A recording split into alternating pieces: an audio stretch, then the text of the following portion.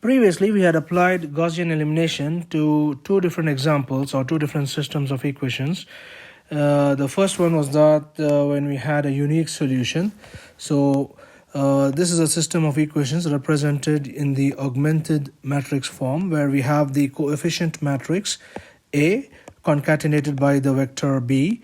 So that's the augmented matrix, and we applied Gaussian elimination to this, and we obtained the row-echelon form of the augmented matrix. So we applied here Gaussian elimination, and we obtained the row-echelon form of the matrix. And from the row-echelon matrix, we solved for the variables by using back substitution. So we ended up with a row-echelon matrix wherein the coefficient of z was non-zero, and we had some constant here. And then in the second row, we had the coefficient of y and z as non-zero with some constant on the other side. And in the first equation, we had the coefficients of x, y, and z all to be non-zero. And we applied back substitution, solving for z first from the last row, then substituting the value of z in the second row equation, and then solve for y. And then finally, we substituted the values of y and z in the first equation to get the value of x. So when we have such a situation where the augmented matrix got transformed to a row-echelon matrix in which the last row has the coefficient of only one variable as non-zero, and this could be any constant. This could also be 0. That will correspond to z equal to 0. But in any case, if we end up with a row-echelon matrix that has the last row containing only one non-zero coefficient of one of the variables, in this case it has a non-zero coefficient only for the z variable. X coefficient is 0, y coefficient is 0, and z coefficient is non-zero. So if the augmented matrix gets transformed to such a form of the row-echelon matrix wherein the numbers below the diagonal are 0 and there is one variable whose coefficient is non-zero, then we can solve for these equations, and it gives us a situation where it means that this system of equations has a unique solution. So this represents a system which has a unique solution. We then did a second example where we applied the Gaussian elimination process to this set of equations. So we applied Gaussian elimination,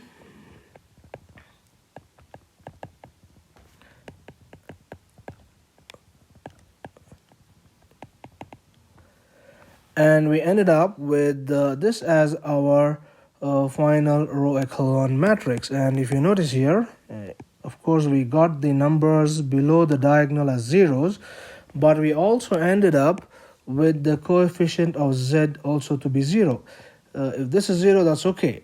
But we have a row here which has all the coefficients of the variables as zeros. That means the coefficient of x is 0, the coefficient of y is 0, the coefficient of z is also 0, and we end up with an entire row that is 0 here. In this case, it means that this system of equations has multiple solutions, or it could also mean infinite possible solutions. So this represents a situation, or what we can infer from this row-echelon matrix is that the system of equations has multiple solutions. And it could also mean infinite possible solutions.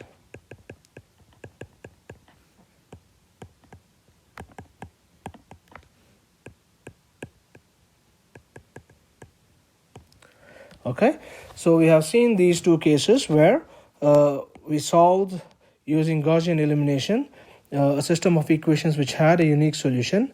And then we also looked at the case where the system of equations has multiple solutions. Obviously, we didn't solve it, To solve it, we need to fix one of the variables and then solve for the other variables. So for whatever value that we fix for one of the variables, that would give to a different set of solutions. So there are infinite possible solutions in such a case. Now the next thing we are going to see is the situation where we have a system of equations that does not have a solution at all. That means the lines or the planes do not intersect at a common point at all, or there's neither a unique solution nor a multiple set of solutions, but there is no solution at all. So we will solve this using Gaussian elimination and see what form we get in the final row-echelon matrix. Okay, and by the way, I also want to highlight here that when we do the Gaussian elimination, we have the first part of the matrix here, which is the coefficient matrix given by the coefficients of the variables, and that gets converted to what we call as the reduced coefficient matrix, and we denote that as R. And I will talk about this reduced coefficient matrix R towards the end of this video in a bit more detail. Okay, so the first part of the row echelon matrix, which is the converted version of the A matrix, converted by applying the Gaussian elimination, we call that as the reduced coefficient matrix, and that has some information that we would like to investigate and infer from.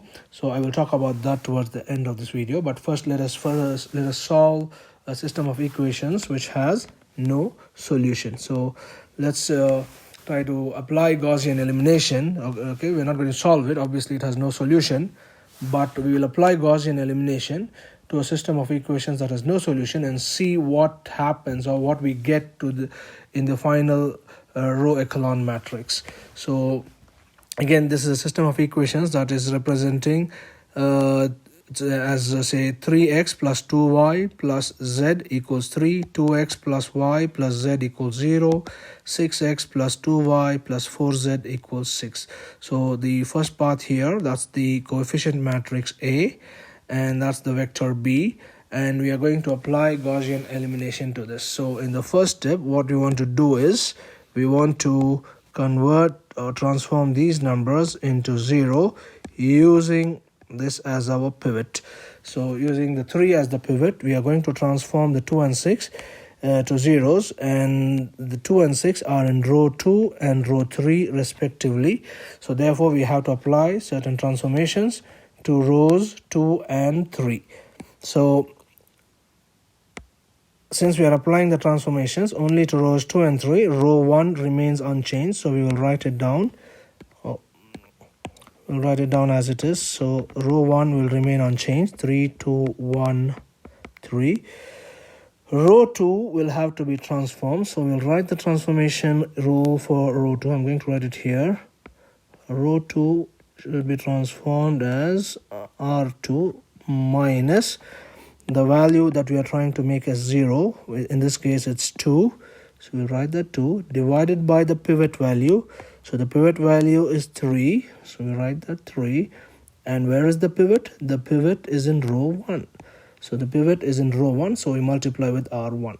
So that's the transformation we are going to apply to row 2, and we have to do it for all the elements of row 2 one by one. R2, R1, R2, R1, R2, R1, R2, R1. We're going to substitute here and get the new values for the elements of R2. So we will get them as 2 minus 2 by 3 times 3, which is equal to 0. So that's the first element. The second element is 1 in R2 minus 2 by 3 into the second element of R1 is 2. So it's 1 minus 4 by 3. So that will give us minus 1 by 3. So we get 0 minus 1 by 3. And the third element is 1 minus 2 by 3, and the third element of R1 is 1, so that's into 1, so that's 1 minus 2 by 3, and that would give us 1 by 3. So that's 1 by 3, and the last number is 0 minus 2 by 3, and the corresponding value in R1 is 3. So that will give us minus 2. So we write here minus 2. So we applied the transformation to row 2. So we performed a row operation, or applied a row operation to row 2. Next we had to make this element the 6 as 0, and that's in row 3. So we need to apply a transformation to row 3. So the transformation that we are going to use for row 3 is going to be R3 transforms to R3 minus, we are trying to make the 6 as 0, so this 6 as 0, so we'll write that 6 as it is, divided by the pivot in this case is 3, so the pivot lies on the diagonals. So when we are doing the first column, the pivot is on the diagonal of the first column, the first column diagonal position, right? So 6 by 3, and the pivot is in R1. So 6 by 3 is 2, so that is simply R3 minus 2 R1. So the transformation is R3 minus 2 R1, and when we apply that to R3 element by element, so that will be 6 minus 2 times 3, which is 0. So we put that 0. The next element of R3 is 2 minus 2 times the corresponding element in R1 is 2. So 2 minus 4 will be minus 2. So we get here minus 2. And the third element in R3 is 4 minus 2 times the third element of R1 is 1. So 4 minus 2 will be plus 2. And the fourth element in R3 is 6 minus 2 times the fourth element in R1, which is 3. So that is 6 minus 6, that will give us 0. So we get this as 2 and this as 0. So we have done the first step. We have applied the first step of Gaussian elimination and made these two numbers as 0. The next step is to make this position as 0. Okay, so we'll do that step next. And just a quick correction here. Okay, this number should be 2. Okay, because row 1 remains unaltered, so the 2 should remain as it is. I've incorrectly written it as 1, so that should be 2. Okay, 3 2 1 3. Okay, all the operations are being applied to row 2 and row 3. So row 1 remains unaltered as 3 2 1 3. So 3 2 1 3. Okay, there was a mistake in my writing earlier, so get this corrected please. And we will now apply the Gaussian elimination process to make this position as 0 using this as our pivot now. Okay, so let's move on to that step. In this step we are going to make this as 0 using this element as our pivot. So the pivot is on the diagonal, so when we are in the second column, the pivot is the middle element of the second column, which lies on the diagonal position of the second column. So that will become our pivot, and using this we are going to transform row 3. So the transformation would be row 3 transforms to row 3 minus the number that we're trying to make as 0 is minus 2 divided by the pivot, which is minus 1 by 3. And where is the pivot? It's in row 2. So that would be the transformation. So that we can simplify that. So that would become R3 transforms to R3 minus 6 times R2. So we can take this 3 to the numerator, so minus and minus will become plus. So 3 into 2 is 6, so and this minus outside remains here. So we have R3 minus 6 R2 as our transformation that we are going to apply R1 and R2, that is rows 1 and 2, are going to remain unaltered in this step. So we will just copy them from above. So we'll write down the rows 1 and 2 as they are: 3, 2, 1, 3, 0, minus 1 upon 3, 1 upon 3, and minus 2. So R3, we are going to do it element by element. So the first number in R3 is 0 minus 6 times the first number in R2 is 0. So that remains 0. The second number in R3 here is minus 2. So it will become then minus 2 minus 6 times. The second number in R2 is minus 1 by 3. Minus 1 by 3. So 3 will go here 2 times. So minus 2 into minus 1 is plus 2. So minus 2 plus 2 is equal to 0. So that is exactly what we wanted to do. And the third element in R3 is 2 minus 6 times. The third element in R2 is 1 by 3. So 3 will go 2 times 2 minus 2 becomes 0. So we're getting this also as 0 now. Okay, that is not what we intended, but when we try to make this element as 0 according to the row transformation, it turns out that this is also getting changed to 0. So that's how it is. And the final number in R3 is 0 minus 6 times the fourth element in R2 is minus 2. So that gives us 12. So you get here as 12. Now if you notice this particular situation where we have the reduced or the row echelon form of the matrix. So you see here we wanted to make these numbers as 0. That has happened, but it has also made the coefficient of z in row 3 as 0. So because we have all the coefficients of row 3 as 0 and the constant term as non-zero, so that's 0x plus 0y plus 0z is 12. How can that be possible? That's an impossible situation. So now at the end of the Gaussian elimination, the augmented matrix for this system of equations has got converted to a row echelon matrix in which one of the rows is giving us an impossible equation. So the rows here, the third row here is equivalent to an impossible equation. That is 0x plus 0y plus 0z equals 12. So how can you add 3 zeros and get 12? That's not possible. So that's an indication from such a representation of the row echelon matrix, we can infer that this system of equations that we are solving has no solution because it is resulting in an impossible situation in the row echelon matrix. So 0 equal to 12, that's an impossible situation. So row 3 is now depicting an impossible situation, right? And what is that situation? 0x plus, let me write that x properly. So that's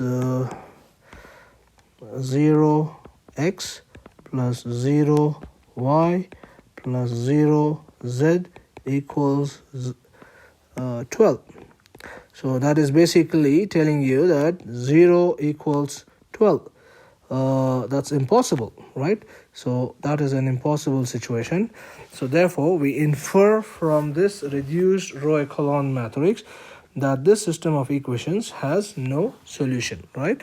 So previously we have seen the case where we had one of the coefficients of one of the variables, okay, the coefficients of one of the variables is non-zero. In that case we have a unique solution.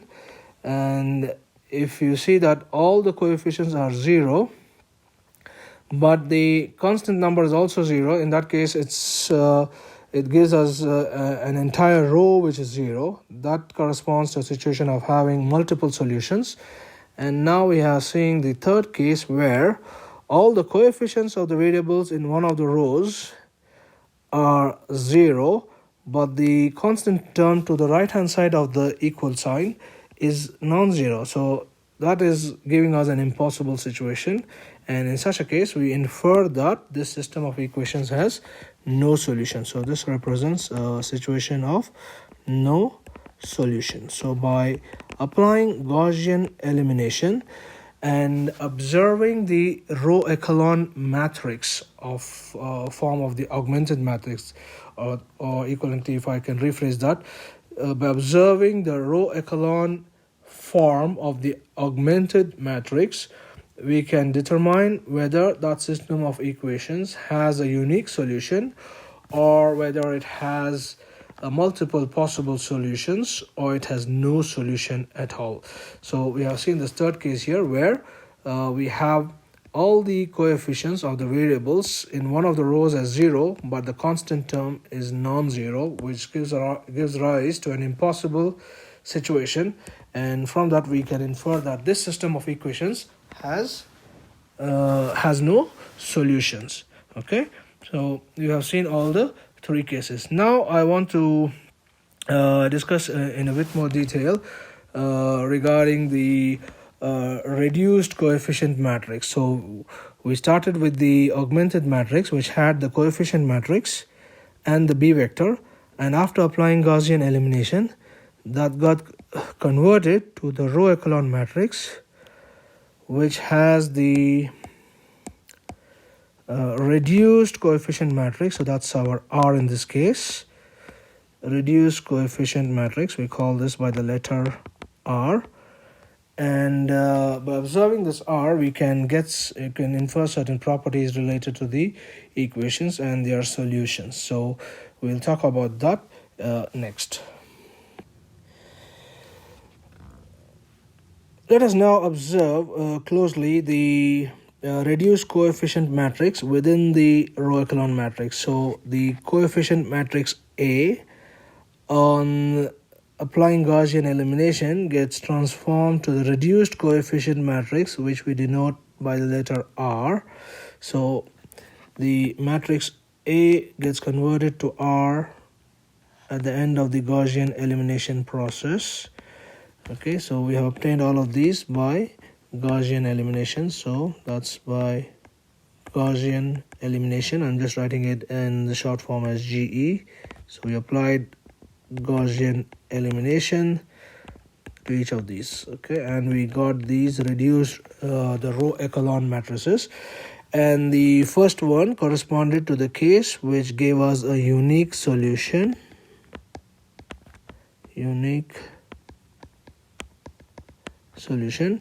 The second one corresponded to the case which had multiple solutions, and the third one is for the case where there is no solution. So that corresponds to no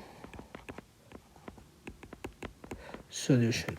Right now, I want you to recall from a couple of videos back where I introduced you to the concept of the rank of a matrix. So let me write that, rank of matrix, and what can we infer from the rank of a matrix, or what does the value of the rank of a matrix tell us?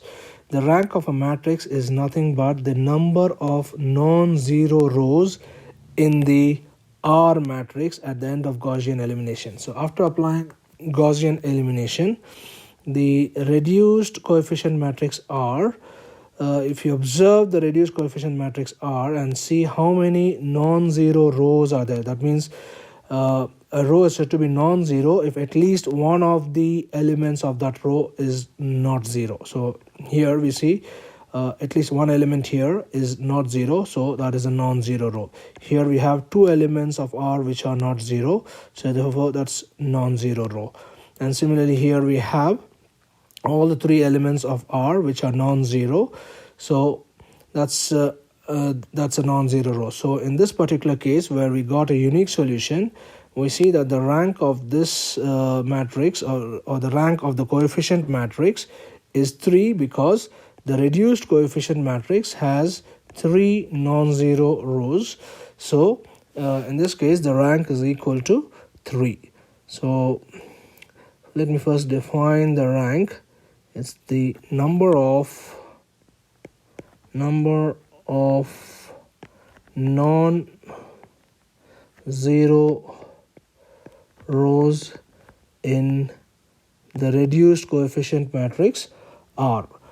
And for the first case, we have rank is equal to 3 because it has 3 non-zero rows in R. So rank is equal to 3 for this particular case.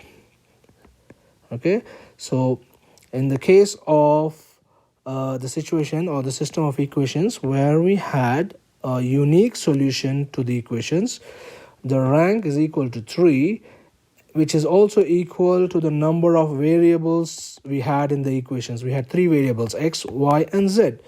So the rank is equal to 3 and we got a unique solution. In the second example that we saw, where we had multiple solutions, the rank here, if you notice the reduced coefficient matrix R, we see that the number of non-zero rows is 2. So the first row is non-zero because all the 3 elements of R are non-zero. The second row is non-zero because there are 2 elements which are non-zero. But the third row of R contains all zeros, so that's a 0 row. So the definition of rank is the number of non-zero rows in the reduced coefficient matrix R. So the rank here is equal to 2 because it has only 2 non-zero rows in R. So in this case, we get rank is equal to 2. And similarly, for the third situation or the third case where we had no solution, we again see that the rank is still equal to 2 because in the reduced coefficient matrix R, there are only 2 rows which are non-zero. The third row is completely 0, so that is counted as a 0 row.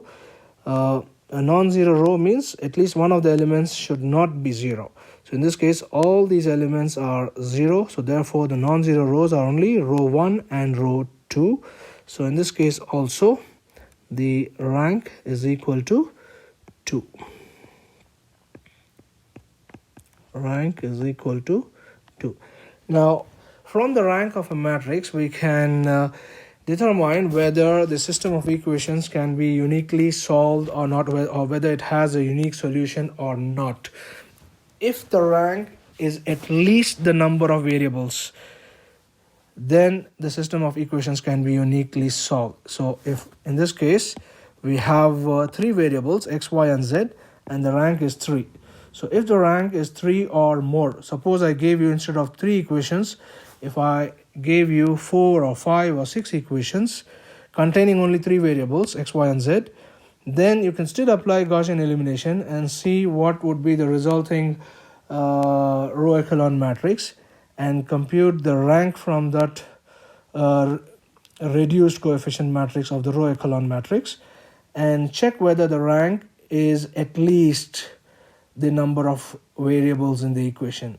So if the rank is at least the number of variables, then we could solve those set of equations and get a unique solution. If the rank is less than the number of variables, then we end up with these 2 situations where we will either have multiple solutions or no solution. So the rank of a matrix is also an important property of a matrix that determines the solvability or the uniqueness of the solution of the set of equations represented by the matrix. So computing the rank is important to linear algebra. So when we are looking at linear equations, the rank is an important parameter of the matrices. So the rank should be at least the number of equations. So if rank is less than the number of variables, then we cannot solve, or we may not have a unique solution. So let me write that. If rank is less than the number of variables, there is no unique solution.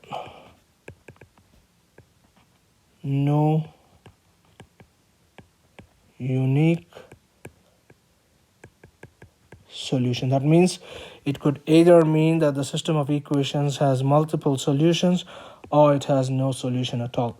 So the rank is an important property to determine the uniqueness of the solution, okay, whether we have a single unique solution, or if it has multiple solutions or no solution at all.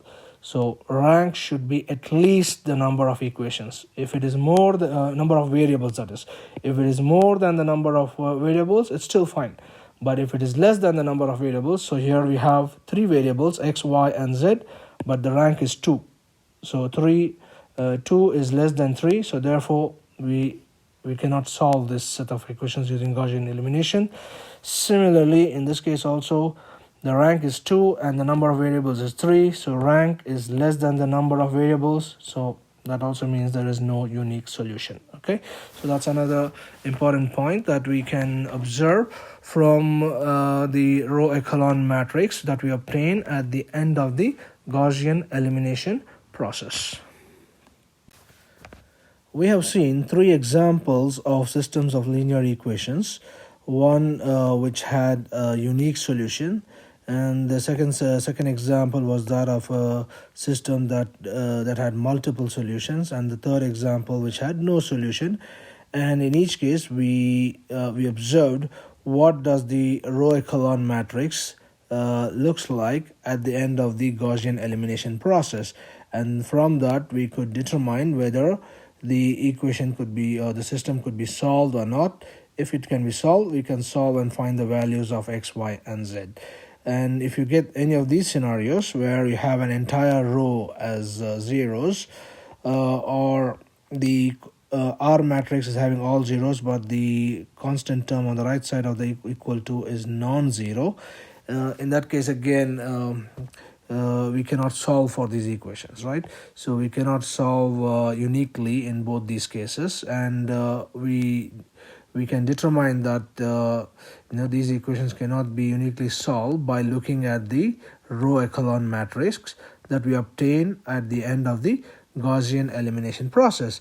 And then we also went into the definition of the rank of a matrix, where the rank of the matrix is nothing but the number of non-zero rows in the reduced coefficient matrix, which we denote by the letter R. So we have the augmented matrix that we obtained from our system of equations, which has the coefficient matrix and the constants and the numbers on the right side of the equal sign.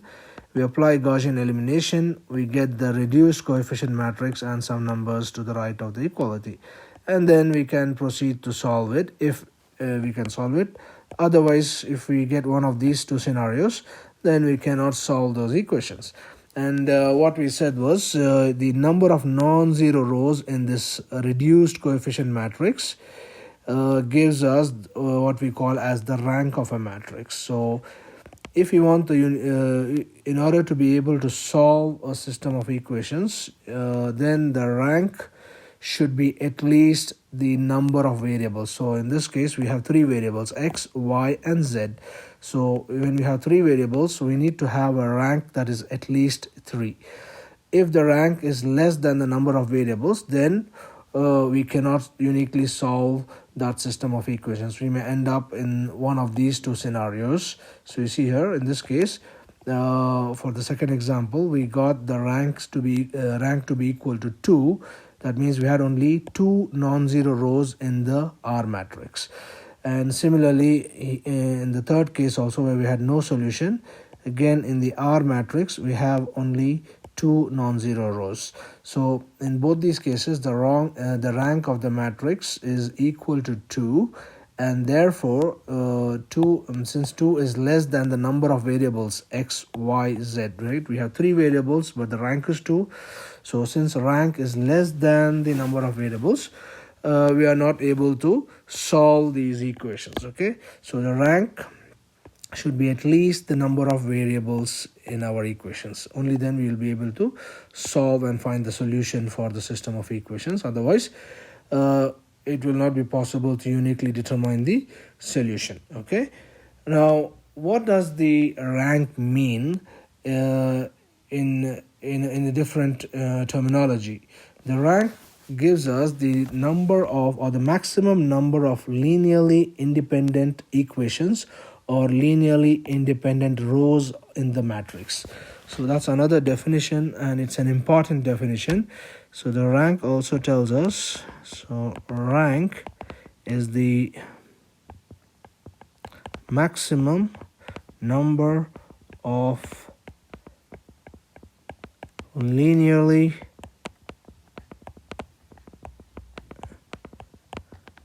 independent equations, or equivalently in terms of matrices we can say the maximum number of linearly independent rows in the matrix. And what we can deduce from this is that if you want to be able to solve the system of equations, then the rank should be equal to at least the number of variables. Or in other words, if we have a system of equations in 3 variables, that means we need at least 3 linearly independent equations. If we have 4 variables, we need 4 linearly independent equations. If we have 10 variables, we need 10 linearly independent equations or rows of the matrix. Only then we would be able to solve the system of equations. If the number of variables is more than the number of linearly independent equations, then we will not be able to solve that system of equations. We will get one of these 2 scenarios where we could end up with the situation where there are multiple solutions or no solution at all. Now, what do we mean by linear independence? So I'll illustrate that with an example in just a moment, but let's first try to get this definition of rank in terms of the number of linearly independent equations. So when we apply Gaussian elimination and get the reduced echelon matrix, we can determine, or we can see the number of non-zero rows in the reduced coefficient matrix, and from that we can compute the rank. That also means that this system of equations has only 2 linearly independent equations. Similarly here, this system of equations has only 2 linearly independent equations because there are only 2 non-zero rows at the end of the Gaussian elimination process. So the number of linearly independent equations should be at least the number of variables in the system. So we have x, y, z, 3 variables. So the number of linearly independent equations should be at least 3 if you are to be able to solve that system of equations. If it is less than the number of variables, if the number of linearly independent equations is less than the number of variables, we will not be able to solve that system of equations, at least in the unique sense. Now, what do we mean by linear independence or linear dependence? Now, linear independence means we cannot represent any row as a combination of other rows or multiples of other rows as well. For example, we have in this first system 1, -1, 3, and 5, right? Suppose I take this the first row 1, -1, 3, and 5. Okay, we take the first row and multiply it with some constant and create another equation. That equation is nothing but x minus y plus 3z equals 5. That is what the first row means. Suppose we simply multiply this row by some number, let's say into 2. Okay, so that will give us, say, 2x minus 2y plus 6z equals 10. So it is just a multiple of the first equation or the first row. So 2 minus 2, 6, and 10 is nothing but this second equation that we have here is just a multiple of the first equation. So that means this equation depends on the first equation. So these two equations are not independent, linearly independent of each other. They are dependent on each other. That means the second equation here is 2 times the first equation, or we can say the first equation is half into the second equation, right? So there is a dependency between the two equations, in the sense that these two equations are not giving us any new information. The second equation is giving us the same information that is available in the first equation, or this first equation is giving us the same information that is available in the second equation. So if we have 3 variables, we need 3 equations, and all the 3 equations must give us some new information. Only then we can solve for those 3 variables. But if 2 of these equations are giving us the same piece of information, that means we have 3 variables and only 2 bits of information, or 2 pieces of information, so we cannot solve it. So that is what we mean by linear dependence or linear independence. So in this case, we have used a simple relationship where we have just multiplied one row by a factor of 2. It could also be a combination of 2 rows. For example, let's say we have the first row, which is 1, minus 1, 3, and 5. The second row is 4, 2, minus 1, 0. So let's say we create the third row as 2 times r1. So 2r1 plus r2, right?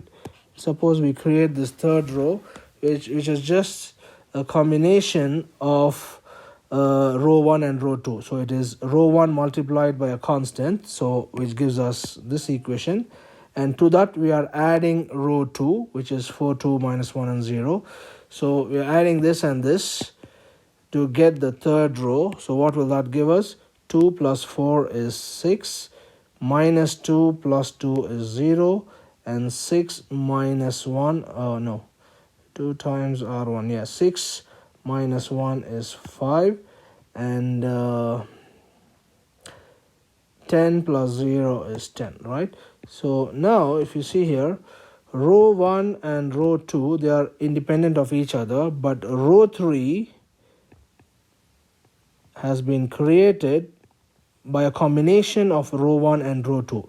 So now when we do Gaussian elimination on this matrix, we will end up in one of these situations, right?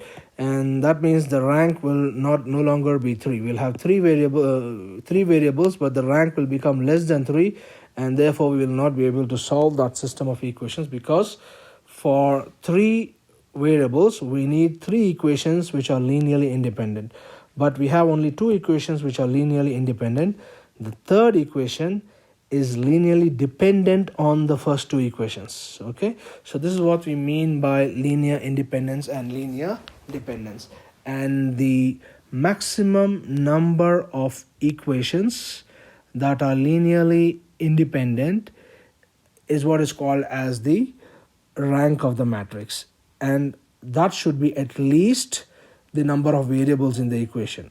If it is less than the number of variables in the equation, then we will not be able to solve that system of equations. So we are going to see this in using some examples. So I'm going to take this same example and keep the first 2 rows the same, but alter the third row by making it as some linear combination of the other rows, and apply Gaussian elimination to it and see how it gets changed. Okay, as such, this particular system of equations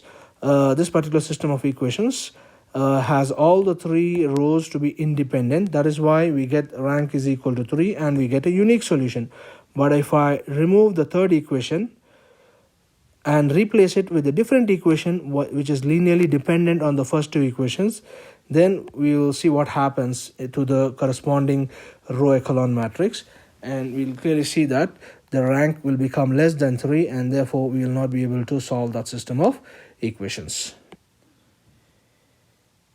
So let us see this example where we have this original matrix which corresponds to a system that gives us a unique solution. So this has a rank that is equal to 3, That means all the three equations or all the three rows of this matrix are linearly independent. So we have three linearly independent equations and three variables x, y, z, and therefore we can solve, and we got the unique solution for this. But now what I'm going to do is I'm going to remove this third equation and replace it by some other equation that is going to be a linear combination of the first two rows, right? So I will take the or change this system of equations and make it something like this. So let's make it as 1 minus 1 3 5. So the first equation is as it is, 4 2 minus 1 0. So that is also as it is. So that means we have row 1 and row 2 which are linearly independent of each other, which is good. But row 3, I'm going to remove this equation which is also linearly independent, but replace this equation with some other equation. Suppose I gave you some other equation in the question, would you be able to solve this system of equations or not? That's the question, right? So I'm going to replace this with some other equation which would be simply R3, which is 2 times R2, for example, 2 times R1. So I'll just give this, oh, that's 0 here. So I'm just going to multiply row 1 with 2 and give that as a separate equation. And so that means we'll get it as 2 minus 2, 6 and 10. Suppose I gave you this system of equations and asked you to solve this by applying Gaussian elimination. What would happen? What would be the resulting row echelon matrix, and would you be able to solve this or not? So let's check it. So what we are going to do is we are going to apply some row operations. So we'll apply the row operation to row 2, because in Gaussian elimination we want to make these numbers as 0 in the first step.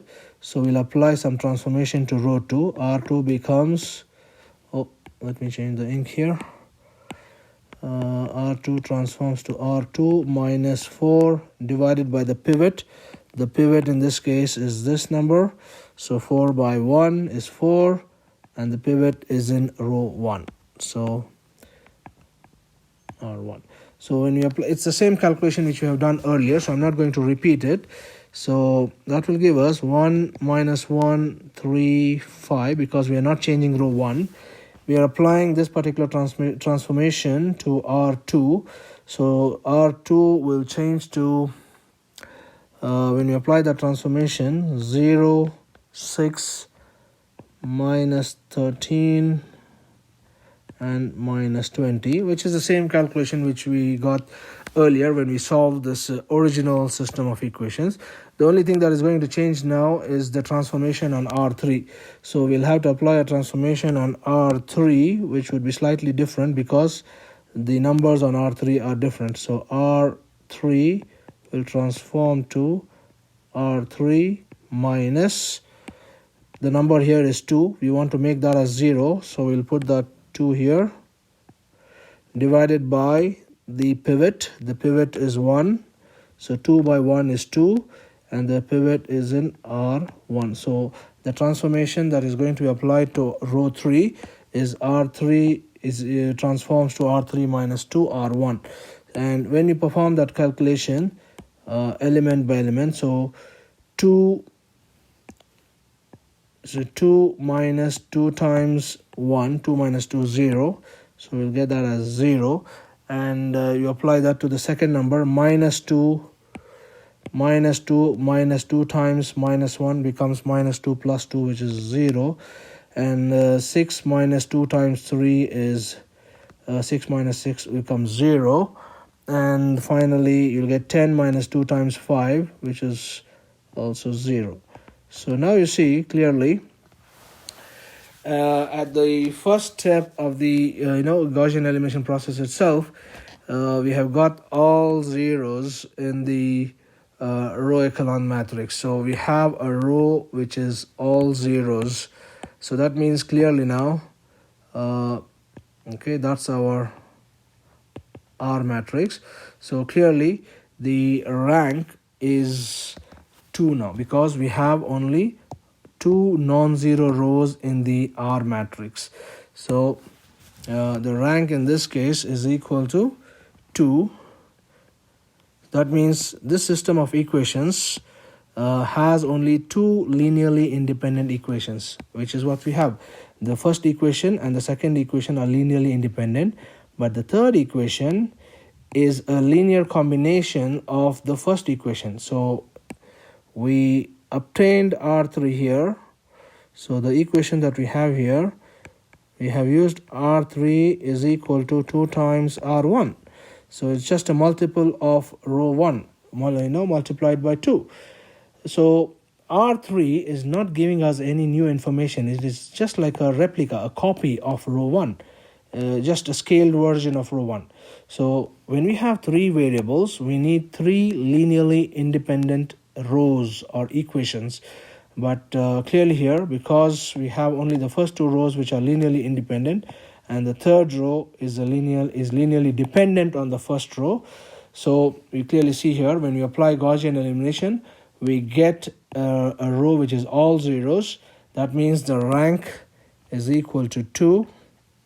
So rank is equal to 2, which is less than the number of variables. And what's the number of variables? 3. We have x, y, and z, right? So that means the number of linearly independent equations is less than the number of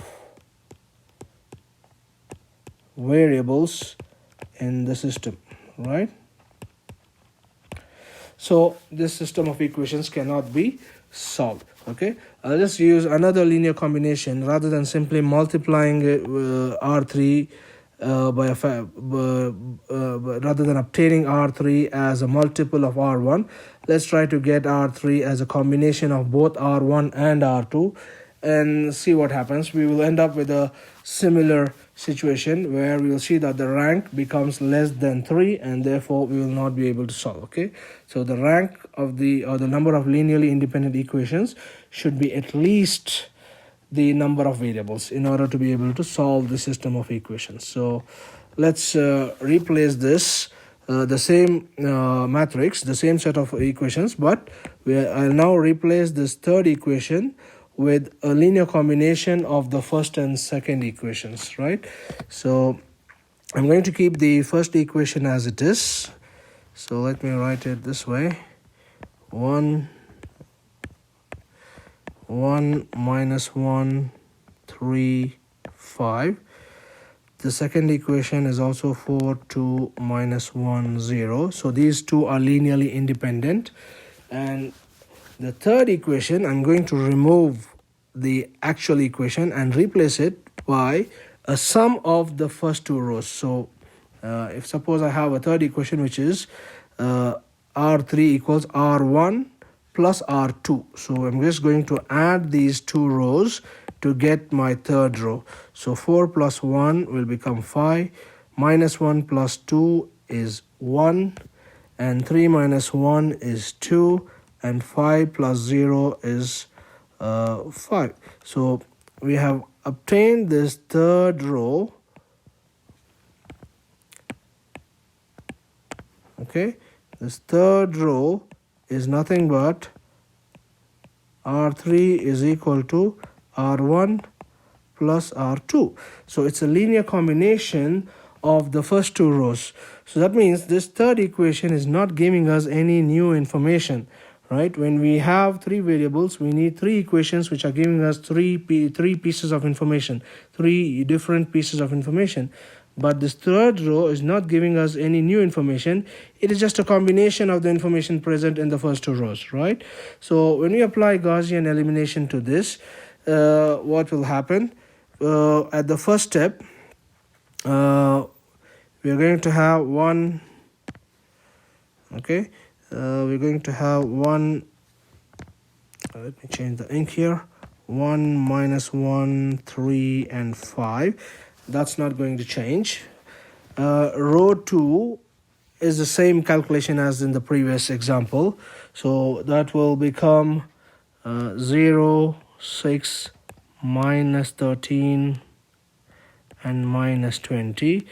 But the transformation that we are going to do for row 3 is going to be R3 transforms to R3 minus the value present in R3 that we want to make 0 is 5 divided by the pivot. The pivot is this 1, so 5 by 1 is 5, and the pivot is in R1, so R3 minus 5, R1. So now what happens is when we apply this transformation, we are going to get 0, 6, minus 13, and minus 20. So clearly you see now R3 effectively is nothing but the same as R2. So basically we are only having two linearly independent equations. The third equation is just a copy of the second equation, so it is not giving us any new information to solve the problem, right? So when we proceed further to make this number as 0 using this as the pivot, we'll have to perform one more operation on R3 to get the row echelon form. So the final operation would be R3 will be transformed to R3 minus 6 by 6. So the value that you want to make 0 is 6 and the pivot is 6. 6 by 6 is 1 and the pivot is in R2. So it will become R3 minus R2. So row 1 and row 2 will remain unaltered. So we'll write 1 minus 1, 3 and 5, 0, 6, minus 13 and minus 20. Now R3 becomes R3 minus R2. That's the transformation we are applying. So 0 minus 0 is 0, 6 minus 6 is 0, minus 13 minus minus 13 is 0, and minus 20 minus of minus 20 is also 0. So we see now we again end up in a situation where an entire row of the reduced coefficient matrix is 0. So that means the rank here is equal to 2. That means the number of linearly independent equations is 2, right? Because we had only the first two equations which are linearly independent. The third equation we obtained as a combination, a linear combination of the first two equations. So the third equation is linearly dependent on the first two equations, right?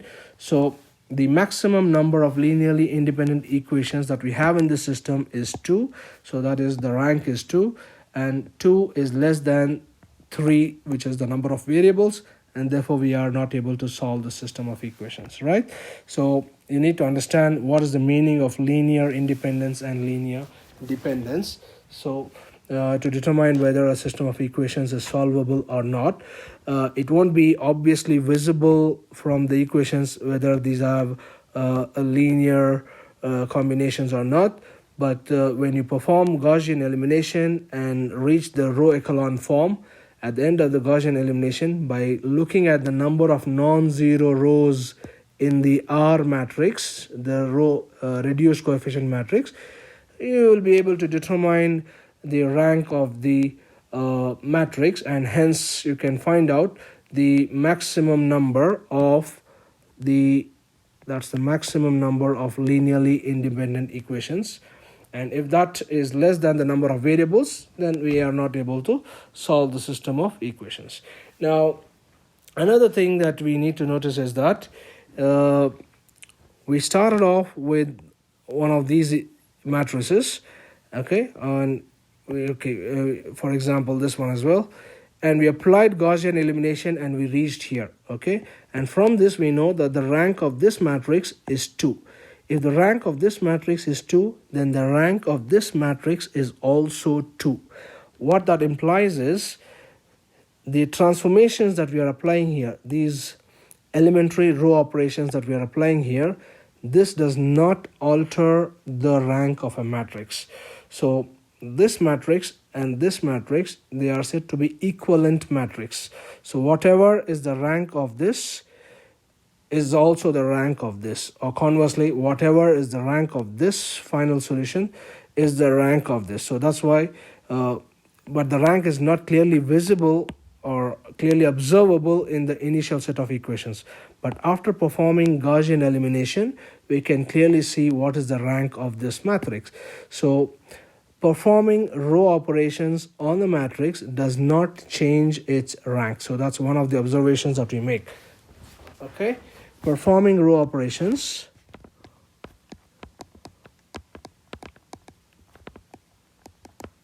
we call these as elementary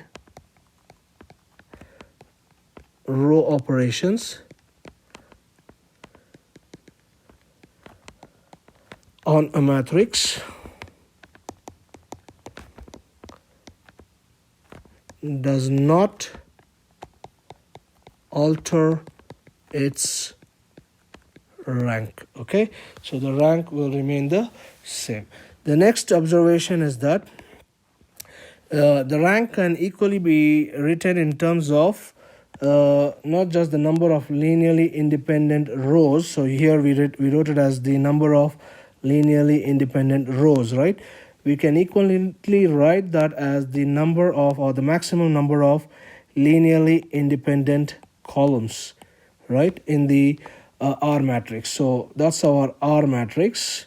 So the maximum number of linearly independent columns, and that would be the same as the number of linearly independent rows. So therefore the rank, okay, is the number, or let me write it more precisely, it's maximum number of linearly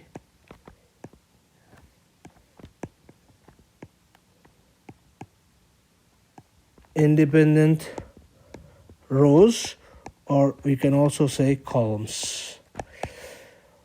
Or what that means is,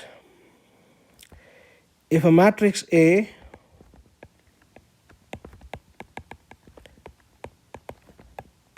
has rank, I'll denote the rank by the letter small r. So if a particular matrix A has rank R, then its transpose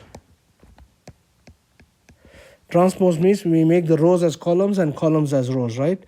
So the transpose is A transpose also has the same rank R. Okay, we are not going to prove this, but this is a piece of information that you should know. So the rank of a matrix is the same as the rank of its transpose, or the rank of the transpose of a matrix is the same as the rank of the original matrix, right? So transposing a matrix does not change the rank of the matrix. Okay, so that's some information related to rank and linear independence and linear dependence, and these are fundamental concepts in linear algebra and in solving linear equations, because it gives us to identify whether the system of equations has a unique solution or multiple solution or no solution. So we need to be able to observe the matrix at the end of the Gaussian elimination process and identify what kind of system the original matrix represented, right? So we'll stop here for today and we'll continue with the next topic in the next video.